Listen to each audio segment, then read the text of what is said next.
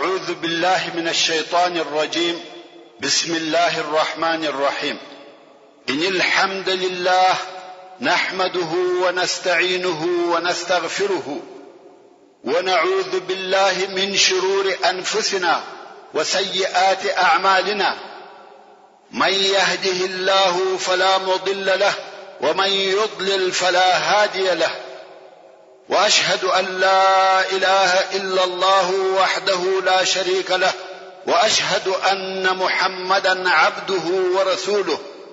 أما بعد، محترم ورونو، موږ د رسول الله صلی الله علیه و آله وسلم د هجرت واقعات بیانول او بیا مو وویل چې د هجرت اته مهمه نقطې به درته بیان کو.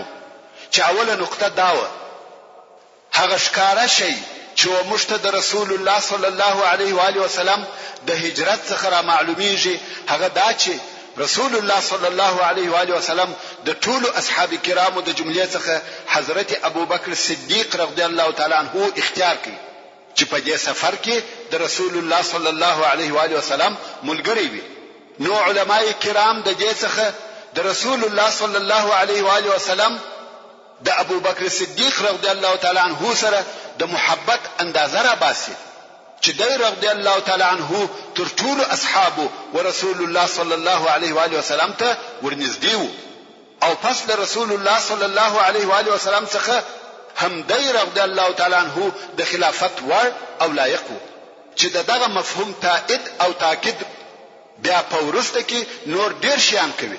مثلا رسول الله صلی الله علیه و آله وسلم په خپل مریضی کې د لمانځه د امامت لپاره ابوبکر صدیق رضی الله تعالی عنہ خلیفہ وګرځاوه او پر دې تاکید کاوه چې د خلقو د لمانځه امامت به بل در رضی الله تعالی عنہ څخه بل څوک نه کوي. او بل په هغه صحیح حدیث کې چې رسول الله صلی الله علیه و آله وسلم فرمایي کما د ځان د لپاره خلیل پیدا کولای نو ابوبکر به د ځان خلیل ګرځولای وای. رواه مسلم. او واقعا هم الله عز وجل په خپل احسان سره ابوبکر صدیق رضی الله تعالی عنہ دغه امتیاز ور او لایق ګرځولای. ابوبکر صدیق رضی الله تعالی عنہ د رسول الله صلی الله علیه و آله وسلم په ملګرتیا کې د صدق او اخلاص یو نمونه او مثال وو، بلکې خپل روح او مال د رسول الله صلی الله علیه و آله وسلم په ملګرتیا او د هغه لپاره قربانول. موږ ولیدل چې رسول الله صلی الله علیه و آله وسلم ته ویل تر هغه به ته غار ته نه نوځې تر څو چې زور نسم. دا د پاره د دې کپه دغه غار کې یو سرونکي حیوان، مار او لړم یا یو بل خطر چې و انسان ته ضرر رسوي موجود وي، دی رضی الله تعالی عنہ بخپل ځان د رسول الله صلی الله علیه و آله وسلم قربانی کی. او ومولیده چې څنګه خپل مال، خپل زوی، خپل لور، خپل مولا او خپل شپانه د رسول الله صلی الله علیه و آله وسلم د خدمت لپاره په دغه تکلیفي او خطرناک سفر کې منظم کړي او ګمارلي و. او قسم په الله دغه کار او قربانی پر هر هغه مسلمان چې پر الله او رسول الله ایمان لري واجب او لازم دي. رسول الله صلی الله علیه و آله وسلم په هغه حدیث شریف کې چې امام بخاری او امام مسلم یې روایتوي فرمایي لا يؤمن احدكم حتى اكون احب اليه من ولده ووالده والناس اجمعين. یعنی واستاسي تر هغه کامل ایمان نه دی راوړي یا کامل مؤمن نه دی تر څو چې زه هغه ته تر خپل اولاد، خپل مور او پلار او ټول خلقو خوش او محبوب نسم. مسلمانانو ښه متوجه سي او خپل ایمانوت مو وګوري. دوهمه نقطه، یو مسلمان به د رسول الله صلی الله علیه و آله وسلم د هجرت او د حضرت عمر فاروق رضی الله تعالی عنہ د هجرت په مابین کې مقارنه او موازنه سره کوي. او په ځړ کې به دا پښتنه ورته پیدا کیږي چې حضرت عمر رضی الله تعالی عنہ ولی پښکارا سره بیل بیری او ورختای هجرت وکړي او کفارو ته لا دا تحدي هم ورکول چې زه په هجرت رهیم د هر چا په ځل کې ک یو شیسته هغه دی را پسراس. او رسول الله صلی الله علیه و آله وسلم په پټ او په ډیر احتیاط سره هجرت وکړي. ایا د عمر رضی الله تعالی عنہ جرأت تر رسول الله صلی الله علیه و آله وسلم زیات او ډیرو؟ د هغو په جواب کې وایم عمر رضی الله تعالی عنه او بل هر مسلمان د رسول الله صلی الله علیه و آله وسلم سره فرق لري. د هر چا تصرف یو شخصي تصرف بلل کیږي. د هغه تصرف د امت مسلمه د پاره نه قانون ګرځول کیږي او نه شریعت. د هغه خوښه ده کومه طریقه او وسائل چې د هغه د قوت، جرأت، ایمان او حال سره وړ او مناسب وي هغه د ځان لپاره اختیار کړي. مګر رسول الله صلی الله علیه و آله وسلم مشرع دی، یعنی د علیه الصلاة والسلام ټول تصرفات زموږ د لپاره دین او شریعت بلل کیږي. نو ځکه د علیه الصلاة والسلام ټول اقوال، افعال، صفات او تقریر د شریعت دوهم مصدر بلل کیږي. زموږ د دین او شریعت اول مصدر قرآن دی، دوهم مصدر د رسول الله صلی الله علیه و آله وسلم افعال او اقوال دي. نو که رسول الله صلی الله علیه و آله وسلم داسې هجرت کړی وای لکه عمر رضی الله تعالی عنه، نو به خلق داسې ګمان کولای چې د هجرت لپاره دغه هغه واجبه طریقه ده. احتیاط او حذر نه دی روا. د بیرې په وخت کې باید څوک پټ نسی. حال دا چې الله عزوجل په دې دنیا کې خپل شریعت پر اسباب قائم کړی دی. که څه هم په حقیقت کې هغه چې موږ ایمان پر لرو اسباب هم د الله عزوجل په اراده سره برابرېږي او کار کوي، خو مسبب الاسباب رب عزوجل دی. نو ځکه رسول الله صلی الله علیه و آله وسلم ټول هغه طریقې او مادي وسایل استعمال کړه چې بشري عقل په دغه حالاتو کې د هغه تقاضا کوي. هیڅ یو داسې وسیله نه پرېښول چې هغه نه کړه استعمال. علی رضی الله تعالی عنه یې امر کوي چې د علیه الصلاة والسلام په بستر کې پریوزي او هغه د رسول الله صلی الله علیه و آله وسلم په ټوپ پر ځان واچوي او بیا یو مشرک پس له هغه څخه چې امین یې وبلی د دې د پاره نوکر کوي چې پر یو داسې نامعلومه لار یې بوزي چې د دشمنانو په زړه کې نور ګرځي او بیا یې 3 ورځې په غار ثور کې په پټه سره تیرې کړې او داسې نور احتیاطات چې عقل د هغو تقاضا کول. دا ټول د دې لپاره چې دا واضحه او ښکاره سي چې پر الله عزوجل ایمان د اسباب د استعمالولو سره ضد او منافی نه دي. او د رسول الله صلی الله علیه و آله وسلم دغه ټول احتیاطات یا د اسباب استعمالول د بیرې په سبب نه و او نه دا په خیال کې ورګرځیده چې د مدینه منورې تر رسیدلو د مخه دي د مشرکانو په لاس کې گرفتار شي. او زموږ دغه ادعا د پاره دلیل دادی پس له هغه څخه چې ټول مادي اسباب پای ته ورسېده او مشرکان د هغه غار پر شاوخوا را وګرځیده چې هلته رسول الله صلی الله علیه و آله وسلم او د ملګری پټ و. که یو د مشرکانو سر ورکشته کړی وای دوی به لیدلی وای. دلته نو د ابوبکر صدیق رضی الله تعالی عنه پر زړه بیره غالب شو. البته دا بیره هم د رسول الله صلی الله علیه و آله وسلم په سبب و نه د خپل ځان. دلته نو رسول الله صلی الله علیه و آله وسلم څورته وویل، وی فرمایل یا ابا بکر ما ظنك باثنين الله ثالثهما. یا ابا بکر د هغه دوه په باره کې څه فکر کوي چې دریم یې الله وي؟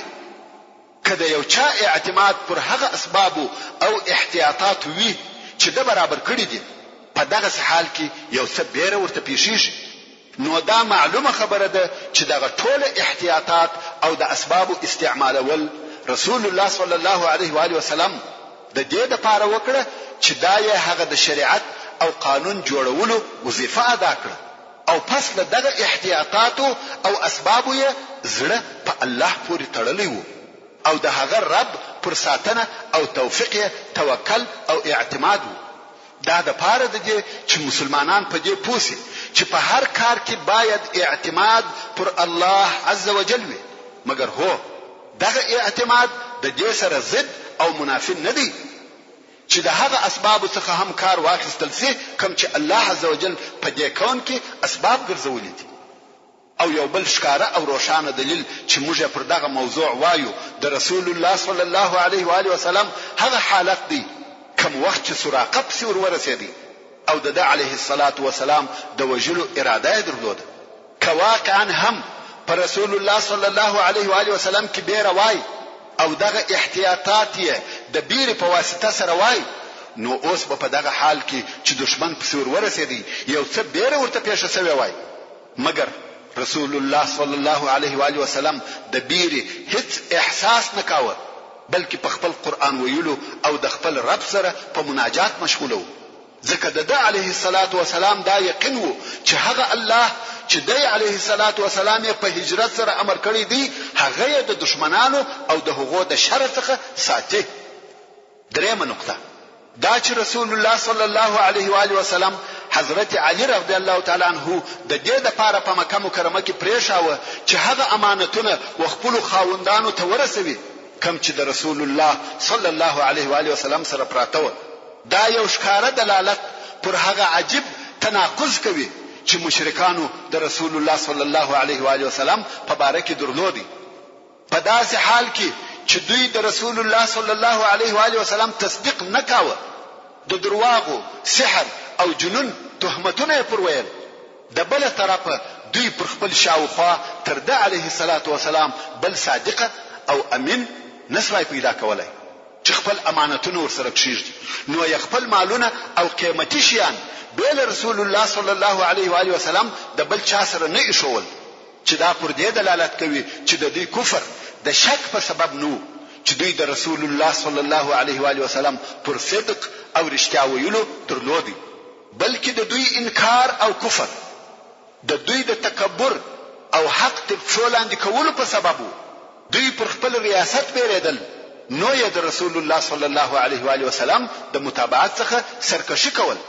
څلورمه نقطه عبد الله ابن ابي بکر رضی الله تعالی عنه چې د مکه مکرمه او غار په مابین کې تګ او راتګ کاوه، په مکه مکرمه کې اخبار ټولول او بیا یې رسول الله صلی الله علیه و آله وسلم او خپل پلار ته ورول، او خور یې اسماء رضی الله تعالی عنها چې د دوی د خورو اهتمام کاوه او دغه سفر د پاره یې دوی ته د دوی د ضرورت شیان برابرول. موږ ته دا لارښوونه کوي چې پر هر ځوان مسلمان که نر وي که ښځه د الله عز وجل په لار کې د اسلام د اوامرو د تحقق دپاره او د اسلامي ټولنې د جوړولو دپاره دا لازمه او واجب ده چې خپل انتهایی کوشش وکړي. یوازې دا نه ده کافي چې یو انسان پر خپل ځان سره راګرځي فقط شخصي او ځاني عبادتونه ادا کوي، بلکې پر هر مسلمان دا لازمه ده چې خپل ټول قوت او طاقت او خپل د پوهې تخصص د اسلام په لار کې قرباني کړي، چې دغه قرباني په هر عصر او زمان کې د اسلام او مسلمانانو د ژوند لپاره د ځوانانو مزیت او سرلوړی وي، او دا فخر باید د ځوانانو په نصیب وي. کته هغه کسانو ته وګوره چې د دعوت او جهاد په وخت کې د رسول الله صلی الله علیه و آله وسلم پر شاوخوا و به ویني چې اکثریت د هغو خلقو داسې ځوانان و چې د ځواني اول مرحله یې نوې تیر شوی، خو دوی خپل ټول قوت او طاقت د اسلام د نصرت لپاره او د اسلامي ټولنې د جوړولو لپاره هیڅ نه دی درېغولي. ځوانانو وش او بیدار شي. پنځمه نقطه هغه واقعه ده چې وسراقه او د دوا آسته هغه وخت پیښ شو چې دای پر رسول الله صلی الله علیه و آله وسلم پسې ورسېدی.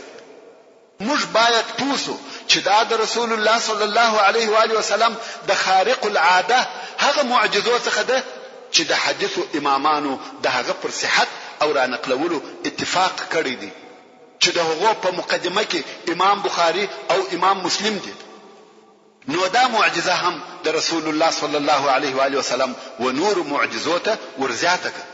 شپږمه نقطه د رسول الله صلی الله علیه و آله وسلم د هجرت په قصه کې د نور معجزو ترڅنګ ښکارا او بارزه معجزه هغه معجزه ده چې رسول الله صلی الله علیه و آله وسلم د کور څخه هغه وخت راووتی چې د مشرکانو ځوانان شاوخوا د علیه الصلاة والسلام پر کور راګرځېدلی و او د علیه الصلاة والسلام د وجلو په انتظار و، خو الله عز وجل د دوی ټول سترګې په خوب داسې وروتړلې چې یو هم ونه لیدي. یوازې دا نه چې نه ولیدي، بلکې د دوی دغه مؤامره او توطئه د مسخره کولو لپاره رسول الله صلی الله علیه و آله وسلم د دوی ټول سرونه په خاور ور ډکړه. رسول الله صلی الله علیه و آله وسلم د دوی د مابین څخه په داسې حال کې تیر سو چې د الله عز وجل دا قول یې تلاوتاوه چې فرمایي: وجعلنا من بين أيديهم سدا ومن خلفهم سدا فأغشيناهم فهم لا يبصرون. دغه معجزه د هغه وخت او هر زمانه و کفارو ته د یو اعلان په مثال سره ده چې هو تاسو و رسول الله صلی الله علیه و آله وسلم او د هغه و پیروانو ته د دین او دعوت په لار کې د یو څه مودې د پاره تکلیف او آزار ورکولای شي. خدا دا معنا نه لري چې الله عزوجل دوی پریښول او هیڅ کله بیا دوی نصر او کامیابی نشي لیدلای. مشرکانو او د دین ټول دشمنانو ته دا نشي چې د څه مودې د پاره د مسلمانانو په وجلو او آزارولو خوشاله شي. فإن نصر الله قریب، بشک چې د الله عزوجل نصرت ډیر نږدې دی او ممکن دغه نصرت وسائل په هر لحظه کې د الله عزوجل په اراده موجود او آماده سي. ومه نقطه دغه د هجرت په قصه کې موږ ولیده چې د مدینه منورې مسلمانانو کنر وکښذي کلویان او کوچنیان په کم شدید محبت سره او د زړه په اخلاص سره د رسول الله صلی الله علیه و آله وسلم استقبال او شراغلی وکړي. دوی هر ورځ د خپل کورو څخه تر مدینه منورې د باندې وتل او د لمر تر سوځونکو شعاع لاندې به د رسول الله صلی الله علیه و آله وسلم دراتګ په انتظار تر ماپښینه پورې ولاړ و. کوم وخت چې به ګرمي ډیره زیاته سوه او د ورځې ډیره حسابه تیره سوه نو به خپل کورو ته ولاړه چې د سبا د انتظار د پاره آمادګي ونیسي. کوم وخت چې رسول الله صلی الله علیه و آله وسلم مدینه منورې ته ورسېدی د مسلمانانو په زړه کې احساسات او عواطف پر جوش راغله او په ژبه سره د علیه الصلاة والسلام د استقبال او شراغلی قصیده او ترانې ویلې او رسول الله صلی الله علیه و آله وسلم هم د دوی د محبت په بدله کې محبت ورکاوه تر داسې اندازې چې د بنی نجار هلوکان شاوخوا پر راګرځېدلي و او د استقبال یا شراغلی ترانې ویلې. رسول الله صلی الله علیه و آله وسلم و فرمایل: آیا تاسو زما سره محبت لرئ؟ ما خوښ لرئ؟ په والله زما زړه ستاسو سره محبت لري. دغه صحنه او کیفیت مشتدار شي چې د رسول الله صلی الله علیه و آله وسلم محبت یوازې د علیه الصلاة والسلام په متابعت کې نه دی بلکې محبت د متابعت اساس او باعث دی. کچیر عاطفه او محبت په زړه کې نه وي د متابعت لپاره شوق نه پیدا کیږي. هغه قوم خطاوتلی دي چې وایي د رسول الله صلی الله علیه و آله وسلم محبت بل معنا نه لري بل متابعت او اقتداء څخه او دوی دا هېره کړې ده چې متابعت بل قلبي محبت څخه نشي کېدلی او هغه شی چې تاو متابعت ورکشوي هغه قلبي محبت دی چې احساسات او عواطف دې پر شور راولي. نو ذکر رسول الله صلی الله علیه و آله وسلم د ایمان اندازه د علیه الصلاة والسلام په محبت سره شوولې ده. هغه چې فرمایي: لا يؤمن احدكم حتى اكون احب اليه من ولده ووالده والناس اجمعين. یعنی یوستاسي تر هغه کامل ایمان ندی راوړي یا کامل مؤمن ندی تر څو چې زه وهغه تر خپل اولاد خپل مور او پلار او ټول خلقو خوش او محبوب نسم. نو محبت اساس د متابعت دی.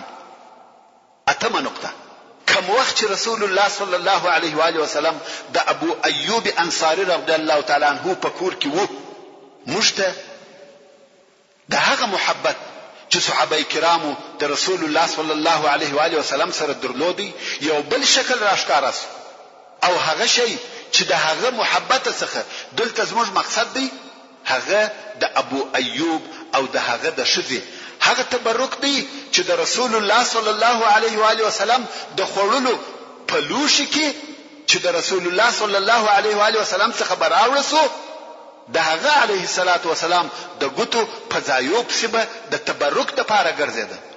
نو د دې څخه دا را معلومه سوه چې د رسول الله صلی الله علیه و آله وسلم په آثارو تبرک کول یو مشروع کار دی او رسول الله صلی الله علیه و آله وسلم هم هغه مقرره کړی دی. ورونو د هجرت پر قصه به په دغه اندازه تفسیره سره کفایت وکړو. خدا دې تاسو ته معلومه وي چې د سیرت النبی صلی الله علیه و آله وسلم پر هر موضوع تاسو دغه څه تفسیره کولای شي او احکام ځنې را ایستلای شي. سیرت النبی صلی الله علیه و آله وسلم فقط قصه او تاریخ نه دی چې فقط ویل یا اوریدل دي، بلکې دا زموږ د پیغمبر او پیشوا ژوند او زموږ د شریعت د جوړولو مصدر او مرکز دی. هر څونه چې فکر پکې کوي او هر څونه چې څېړي په هغه اندازه مو دینی معلومات پراخه کیږي او پر هغه اندازه احکام ځنې را ایستلای شي. ځکه د رسول الله صلی الله علیه و آله وسلم هر قول او هر فعل زموږ د پاره دینی او تشریعي حکم لري. زموږ مسلمانانو د دین شریعت قناعت او تسلیمېدو د پاره فقط دغه کافی دي چې وویل شي رسول الله صلی الله علیه و آله وسلم داسې فرمایلی دي یا رسول الله صلی الله علیه و آله وسلم داسې کړی دي. دغه زموږ دین او شریعت دی. نو سیرت النبی صلی الله علیه و آله وسلم چې هر څونه څېړي پر هغه اندازه احکام ځنې را ایستلای شي.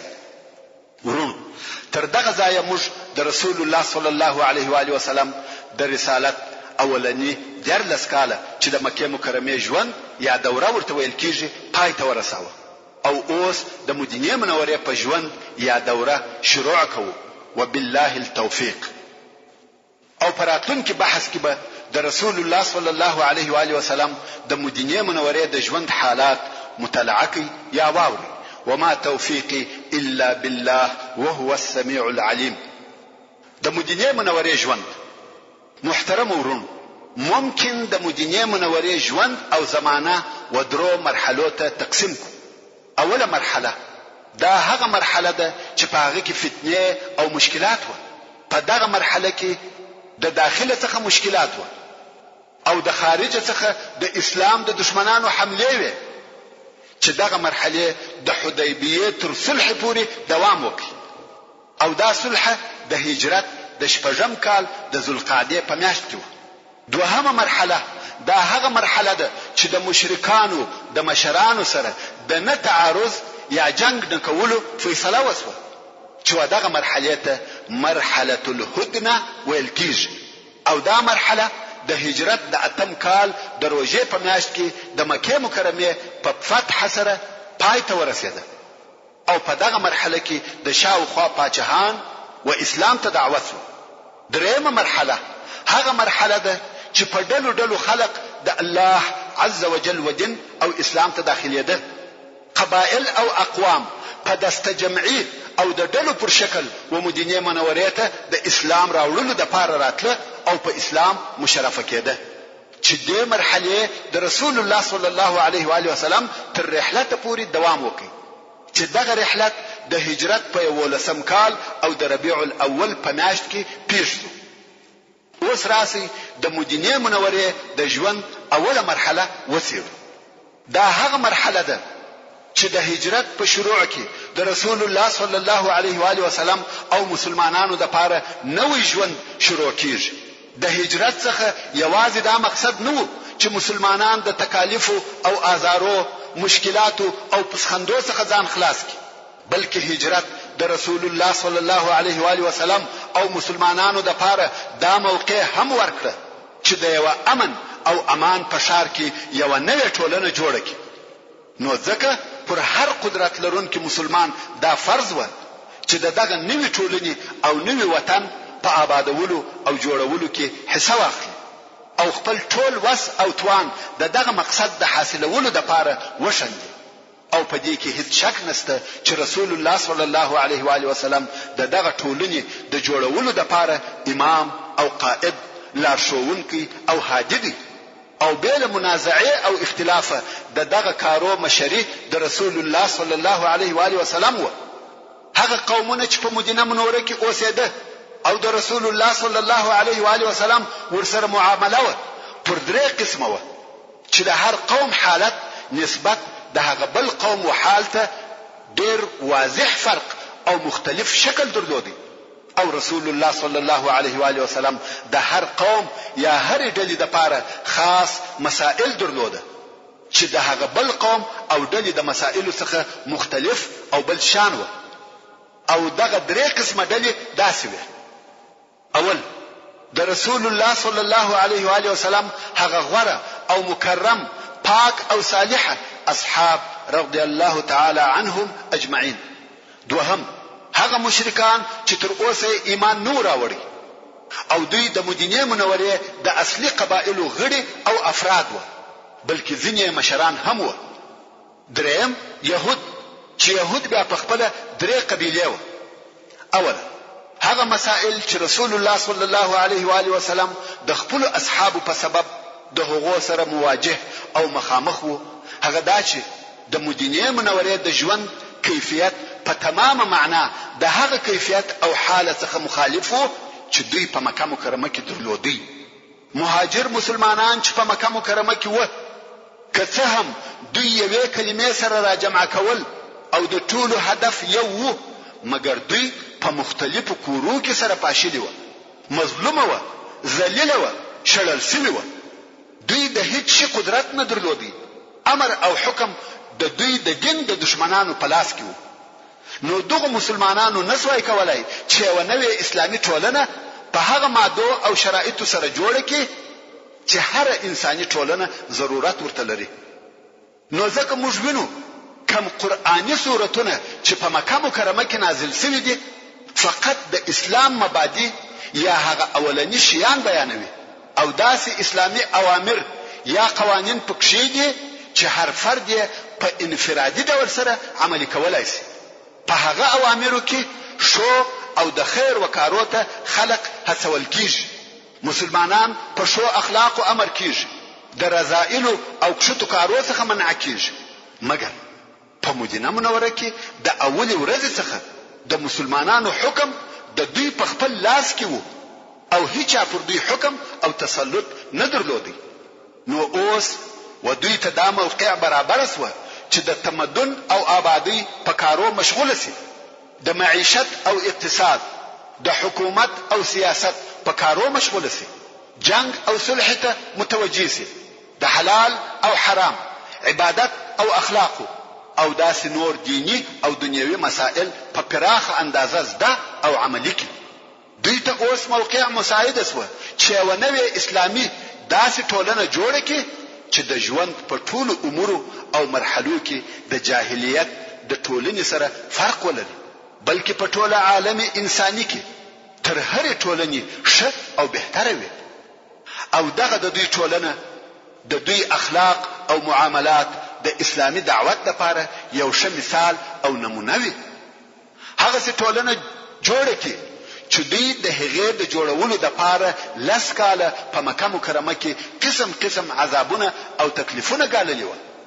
او دا دې هم درته معلومه وي چې دغه سالمې ټولنې جوړول نه په یو ورځ کې امکان لري، نه په میاشت او کال کې، بلکې دغه ټولنې د جوړولو لپاره ډېر وخت پکار دی چې په هغه اوږده موده کې شریعت او قانون جوړ شي او په تدریج سره د هغه شریعت په عملي کولو خلق تربیه کړي چې دغه شریعت جوړونکی الله عزوجل وو، چلونکی، جاری کوونکی او شوونکی رسول الله صلی الله علیه و آله وسلم وو.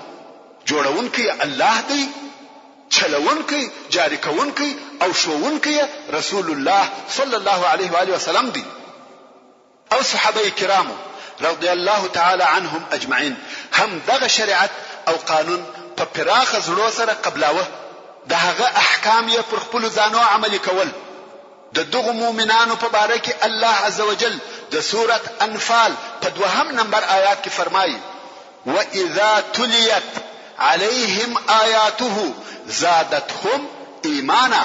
یعنی حقیقي مؤمنان هغه کسان دي کوم وخت چې پر دوی الهي آیاتونه وویل سي نو د دوی ایمان په زیات سي. خیر دغه مسائل تفصیل زموږ د بحث موضوع نه ده، نو د ضرورت پر اندازه مو هغه بیان کړ. دا هغه لوی کار وو چې د مسلمانانو په متعلق رسول الله صلی الله علیه و آله وسلم د هغه سره مخامخ وو، چې دا د اسلامي شریعت، اسلامي دعوت او محمدي رسالت هغه اساسي مقصد او هدف وو. خو بیا هم دغه کار هغه اساسي کار وو، خو تلواري کار نو. دا کار د وخت په تیریدو سره کېدی، خو هلته نور داسې مسائل وو چې په اهمیت کې تر دې کم وو، خو تلوار یې غوښتي. هغه وخت مسلمانان پر دوه قسمه وو.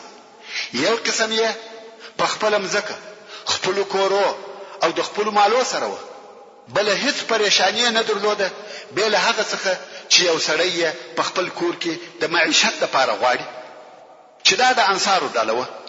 خو په خپل د انصارو په مابین کې قبیلوي شدید نفرت، د زړه عناد او عداوت د ډیر مودې څخه پروت وو. په نږدې تیرو وختو کې ډیر شدید جنگونه سره کړي وو، او د مسلمانانو هغه بل ډله مهاجرین وو چې هر شی په مکه مکرمه کې ځنې پاتې وو، فقط خپل ځانونه مدینه منورې ته رسولي وو. خپل مقدس وطن او اقارب، خپلوان او عزیزان، اهل او عیال، کور او کهول، مال او منال، دولت او ثروت، صنعت او تجارت یې ټول په مکه مکرمه کې پرې ایښي وو. دلته نه د شپې د تیر ځای لري، نه د خوړلو شي، نه کار سته چې وی کې، نه مال لري چې شپه په تیره کې. او د دغه مهاجرینو شمیر لږ هم نو، او ورځ په ورځ نور هم زیاتېده، ځکه وهر هغه چاته چې پر الله او رسول الله ایمان لري په هجرت سره امر شوی وو. او دا هم معلومه خبره ده چې مدینه منوره یو غنی او ثروتمند ښار هم نو. نو د مدینه منورې اقتصادي موازنه خرابه او متزلزله شوه. په دغه شکېدلي حالت کې اسلام دشمنو قواو تقریبا اقتصادي بندیز هم ولګاوه. خوراکي او ارتزاقي مواد د مدینه منورې څخه بند کړ، نو خود اقتصادي حالت نور هم خراب شو. ثانیا هغه دوهم قوم چې هغه مشرکان و، خو د مدینه منورې د قبایلو اصلي او اساسي غړي و. دوی پر مسلمانانو کم تسلط نه درلودي، خو په زړه کې شک وو او د خپل پلرو د دین په پریښولو کې متردد و. مګر دغه حالت سره د اسلام او مسلمانانو سره په زړه کې عداوت او چم نه درلودي، او ډیر وخت نزو پر تیر چې اسلام ته داخل شو او صادقه مسلمانان شو. مګر په دغه خلقو کې داسې خلق هم و چې په زړه کې د رسول الله صلی الله علیه و آله وسلم او مسلمانانو سره شدید عداوت او عناد درلودي. خدای په وسه نو پوره چې خپل عداوت او دشمنی ښکارا کړي، بلکې د وخت د مراعات په سبب مجبور و چې د دوستۍ او مودت اظهار وکړي. چې د دغه خلقو مشر او رئیس عبد الله ابن ابي ابن سلول و. سمو د مخکې د بعاث تر جنگ وروسته د اوس او خزرج قبیلو پر دې اتفاق کړی وو چې دغه عبد الله به د دغه قبیلو د پاره د پاچا او رئیس په صفت سره منی. او تر دغه د مخه هیڅ وخت داسې نه و پیښه شوې چې دغه دواړه قبیلې دي د یو چا مشرتوب قبول کړي. نو د تاج د پاره ملغلري او جواهرات سره یو ځای کړی و چې دته د پاچاهۍ تاج ور جوړ کړي او د مدینه منورې پاچا یې وګرځوي. په دغه وختو کې رسول الله صلی الله علیه و آله وسلم مدینه منورې ته راغلی او د قوم ورسول الله صلی الله علیه و آله وسلم ته ورواوښتي.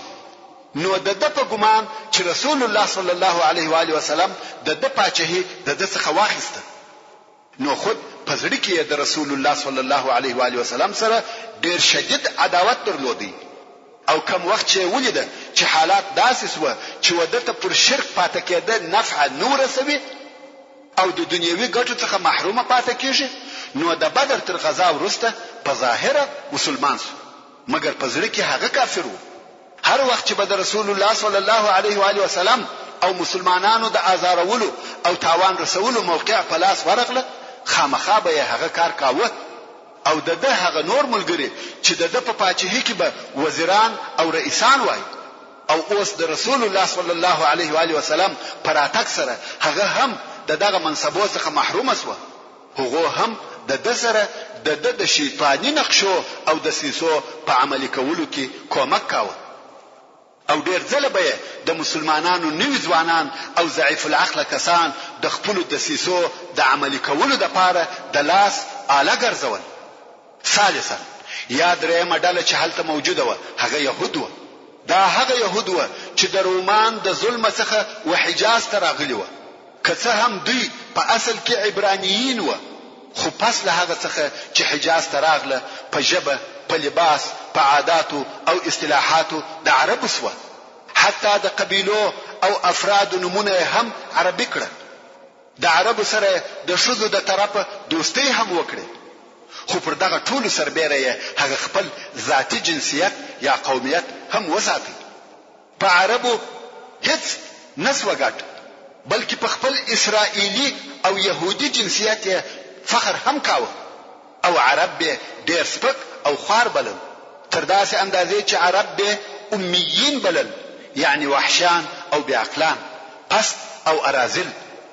د عربو مالونه یې په هر طریقه سره چې وي د ځان لپاره حلال او مباح بلل، لکه څنګه چې الله عزوجل د دوی دغه قول او عقیده د سورة آل عمران په 15 نمبر آیات کې بیانوي او فرمایي: قالوا ليس علينا في الأميين سبيل. یعنی بشک دغه کتابیانو به ویل نسته پر موږ باندې د دغه امیانو په حق کې هیڅ ګناه چې موږ مالونه وخورو. د يهودو په مسلک امیان و هر هغه چاته ویل کیږي چې يهود نه وي. او دغه يهودو د خپل دین د نشرولو لپاره هیڅ حماس او احساس نه درلودي، بلکې د دوی سره چې هغه دینی سرمایه پاته و هغه فال، سحر، کودي او جادو. او په دغه شیانو خپل ځانونه اهل العلم او روحاني قائدان بلل. په کسب او پیسې ټولولو کې ماهران او استادان و. د حبوباتو او خرما، د شرابو او لباسو تجارت د دوی په لاس کې و. واردات غله او شراب و، صادرات خرما و. بیل دې څخه نور هم تجارتي او صنعتي کارونه کول. او د عربو څخه یې څو چنده ګټه اخیستلې. یوازې تجارت نه کاوه، بلکې سود او ربا هم خوړل. د عربو و شیخانو او رئیسانو ته به ډیر پورونه ورکول. هغه به بیا دغه مالونه په بے پروايي سره د دې لپاره مصرفول چې شاعران یې په خپل اشعارو کې صفت وکړي او په خلقو کې نوم لوړ شي.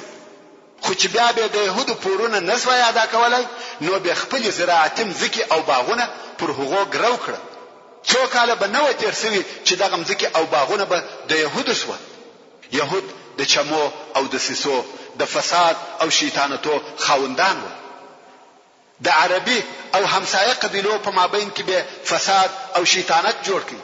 په پټو چمو به په پرله پسې جنگو سره اخته کړه چې هغه به پزان نسو په او دې جنگو به په کلو دوام درلودي. هر وخت چې به يهودو ولید چې د جنگ اور مرکیږي، بیا به د هغه د تازه کولو لپاره شیطانتونه او فسادونه جوړ کړل او دوی به آرام ورته ناست و. په دغه اور کې به د عربو سوځل په پټه خله سره لیده. او بیا به د قبیلو او مشرانو ته درانه د سود او ربا پورونه ورکول د پاره د دې چې د مسکنت او غریبۍ په سبب د جنگو څخه خلاص وانخلي. چې په دغه کار سره یې درې ګټې کولې. یو خو یې خپل يهودي کیان ساتلی وو، او بل یې د ربا بازار تود وو چې څو چنده ګټې یې اخیستلې او به اندازې ثروت یې لاس ته راوړي. او په مدینه منوره کې د يهودو درې مشهوره قبیلې وې. اوله بني قینقاع چې د خزرج متعاهدین وو او کورونه یې د نن په مدینه منوره کې وو. دوهمه قبیله بنو نظیر. درېمه قبیله بنو قریظه چې دغه دوه قبیلې د اوس متعاهدین وو او د مدینه منوره د باندې اوسېدل. او دا هغه قبیلې وې چې همیشه به د اوس او خزرج د قبیلو په مابین کې جنگونه پیښول. او په خپل دغه قبیلو د بعاث په جنگ کې اشتراک هم وکړي. او دا معلومه خبره ده چې د يهودو څخه دا امید نه کېدی چې اسلام ته د بیل بغضه او عناد په بل سترګه وګوري. ځکه رسول الله صلی الله علیه و آله وسلم د دوی د قوم او جنس څخه نه وو چې دوی د قومي عصبیت په سبب د هغه ترڅنګ ودرېږي او د اسلام دعوت صالحه دعوت وو چې د پاشلو زړو په مابین کې الفت پیدا کاوه د دشمنیو او عداوتو اور یې واژه او په ټولو کارو کې خلق و امانت او دیانت ترابلل خلق یې په دې سره امر کول چې پاک او حلال مالونه وخوري چې د دې ټولو معنا دا و چې د یثرب عربي قبایل باید په خپل مابینو کې الفت او محبت سره ولري نو په دغه حالت کې خامخا دغه عربي قبیله د يهودو د هغه شیطانی اعمالو څخه خلاصېدلې د يهودو تجارتي رونق پای ته رسېدی او هغه د ربا مالونه کم چې د دوی د سرمایه‌داري اساس او مرکز بلل کېدی حرامېدل بلکې د دې ډېر احتمال وو چې دغه عربي قبایل وش او متوجي سي کم باغونه او مزکی چې يهودو د ربا په معاملو ځنې اخیستي و بیرته خپل لاس ته راوړي کم وخت چې يهود د اسلامي دعوت په مفهوم پوسوه او ویل ده چې اسلامي دعوت غواړي چې په یثرب کې استقرار او آرامي راولي د خپل ځانو د پاره دغه ټول تاوانونه تر نظر وایسته نو ځکه دوی د هغه ورځې څخه چې رسول الله صلی الله علیه و آله وسلم مدینه منوره ته راغلی د نن په زړه کې د اسلام او د رسول الله صلی الله علیه و آله وسلم سره شدید عداوت درلودي که څه هم دوی په شروع کې دغه عداوت د ښکار کولو جرأت نه درلودي خو پس له سمودې څخه واضحه او روښانه شو د يهودو دغه عداوت په واضحه ډول په هغه واقعه کې ښکار کیږي چې ابن اسحاق رحمه الله د المؤمنین صفیه رضی الله تعالی عنها څخه روایتوي صفیه رضی الله تعالی عنها چې د رسول الله صلی الله علیه و آله وسلم زوجه او د حیی ابن اخطب يهودي لور ده او دغه حیی ابن اخطب د مدینه منوره د يهودو د مشرانو څخه و چې دا قصه په ورسته کې راسي چې رسول الله صلی الله علیه و آله وسلم د صفیه رضی الله تعالی عنها سره څنګه واده وکړي دغه صفیه رضی الله تعالی عنها وايي زه کوچنی وم او پر خپل پلار تر ټولو اولادو ګرانو هر وخت چې په پلار ولیدلم غیږ به را تخلاص کړه او په بغل کې به ونیولم دغه رنګ پر خپل اکا چې ابو یاسر ورته ویل کېده هم ګرانو کوم وخت چې رسول الله صلی الله علیه و آله وسلم مدینه منوره ته راغلی او په قباء کې واړول سهار وختي زما پلار حیی ابن اخطب او زما اکا ابو یاسر ابن اخطب د هغه صلی الله علیه و آله وسلم د لیدلو د پاره ورغله او د لمر لویدو سره ستړي هلاک غمجن او پریشانه بیرته کور ته راغله صفیه رضی الله تعالی عنها وايي څنګه چې زه کوچنی وم د هغه په خواني عادت سره سمي و دوی ته ور علاقه مګر په دغه ورځ د هغه غم په سبب چې د دوی سره وو یو هم ماته ونه کتل یوازې دا نه چې په غیږ کې ونه نیولم بلکې راته هم نه کتل ډیر غمجن او پریشان و صفیه رضی الله تعالی عنها دغه ورځې خبري بیا په ورسته کې بیانوي او وايي وامه ورېده چې زما اکا ابو یاسر زما وفلار ته وویل آیا هغه دی یعنی دغه سړی هغه نه دی چې موږ ته په تورات کې ذکر شوی دی پلار مې ویل هو والله اکا مې ویل آیا تا وپېژندې او یقین دې سو پلار مې ویل هو اکا مې ویل نو د په باره کې څه نیت او اراده لري پلار مې ویل په والله ترڅو چې ژوندې يم د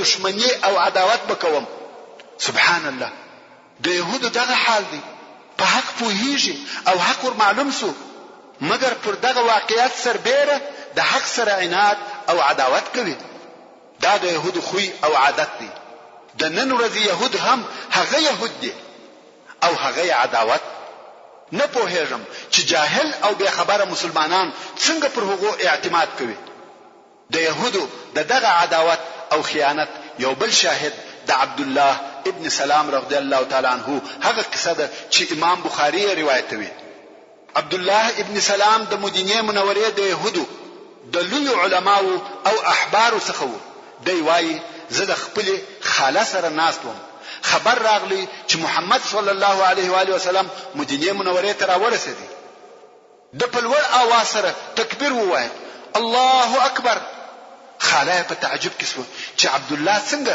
د دغه سړي پر اتاک سره چې وای نبی دی تکبیر وای. نو خاله ورته وویل قسم دی که موسی ابن عمران راغلی وای تا به داسې تکبیر نه وای ویلی.